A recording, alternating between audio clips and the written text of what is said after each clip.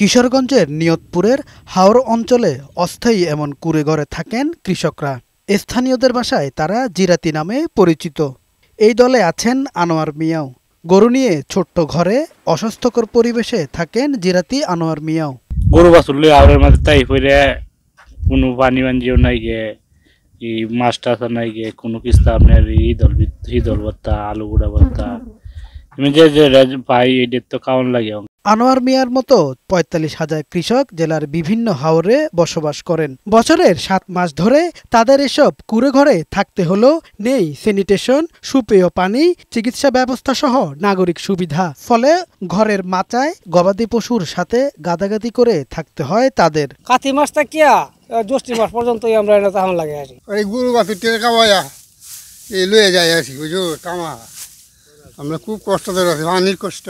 পুরা জীবনটাই না কষ্টের, নাই পানি নাই কোনো কিছু, ঠিক মতো গোসল করেন না, গরুরা পাক গোসল করেন যায় না। জিরাতিরা কার্তিক অগ্রহায়ণ মাসে হাওরে কুঁড়োঘর তৈরি করে শুরু করেন বোরো চাষ। এরপর বৈশাখ জ্যৈষ্ঠ মাসে ধান কাটা শেষে ফসল নিয়ে ঘরে ফিরে যান তারা। জিরাতিদের আবাসন সহ বিভিন্ন সমস্যা সমাধানের আশ্বাস দিলেন কৃষি বিভাগের এই কর্মকর্তা। তাদের থাকার জায়গায় সুপেয় পানির ব্যাপক অভাব রয়েছে। বিশেষ করে সুপেয় পানি সেখানে নাই।